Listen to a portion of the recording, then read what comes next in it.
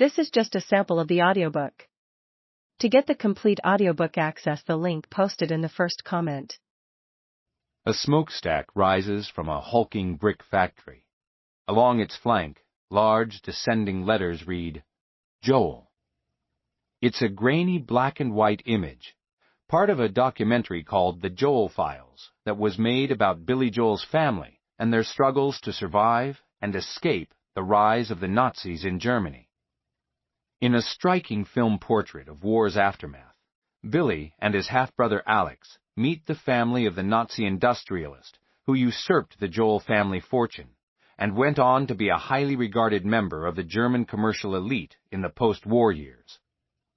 The shot of the factory was taken in Nuremberg during the height of the family's textile operation in the late 1930s. There's no trace of the factory now, but there is a small family cemetery where some of his relatives are buried. As a student of history, Billy knows that the odds his father beat in getting out of wartime Europe were long.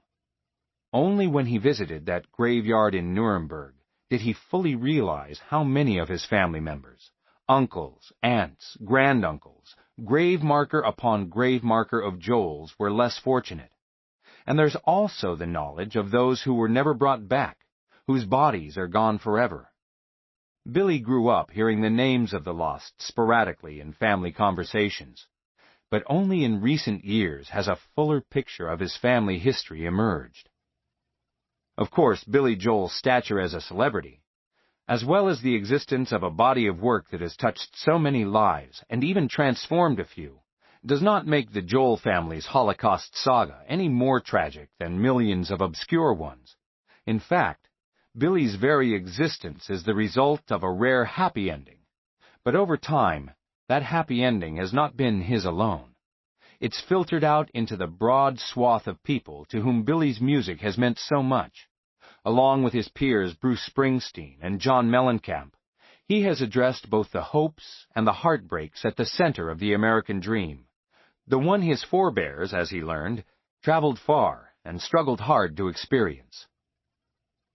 The Joel family's tumultuous journey to America began with Billy's paternal grandfather, Karl Amsen Joel, who came from a family in Coburg, in Bavarian Franconia, in Germany's scenic southeast.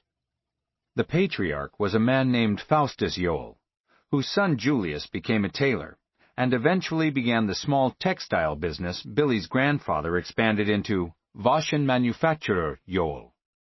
Karl married Meta Fleischmann, and their only child and Billy's father, Helmut, later anglicized to Howard, was born in 1923. By the time Karl was 39 in 1927, he had enough savings to start a business in household linens, the Karl Joel Linen Goods Company, which grew from a 4-room apartment foothold into a substantial line of mail-order clothing. By the early 1930s, the family had moved into an imposing villa in a prosperous section of Nuremberg. But Hitler and the Nazis were steadily seizing power in 1933, bolstered by an influx of money from the major industrialists, who were hoping to collect favors later, and would do so, in one particular case, to the Joel family's detriment. The family firm had grown prosperous during the 1920s, despite the post-World War I woes of hyperinflation and the communist uprisings it triggered.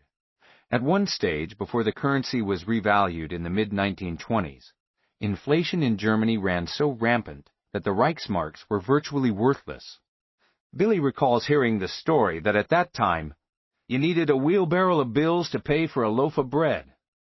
Still, Hitler's ominous Munich or beer hall putsch of 1923 failed. But later in the decade, as government cutbacks accompanying deflation mixed with fears of a worldwide financial crisis, the American stock market crashed in 1929, the national mood was bleak.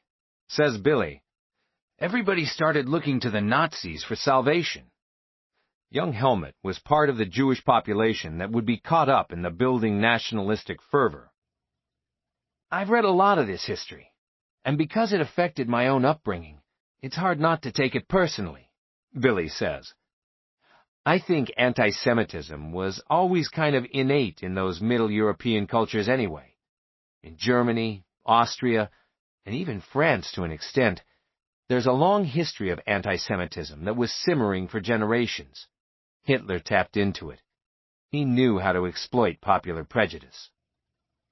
Billy still wonders how his grandfather Karl, who was supposed to be sharp-witted, couldn't see what was coming until Kristallnacht in November 1938.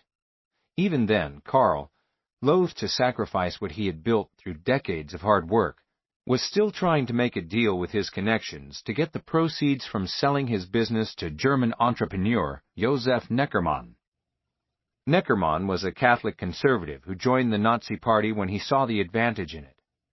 Using a Nazi innovation known as Aryanization, by which the General State Prosecutor's Office of the State Court of Berlin would put citizens on trial for being Jewish, homosexual, or asocial, he made the Joel family his first sizable target.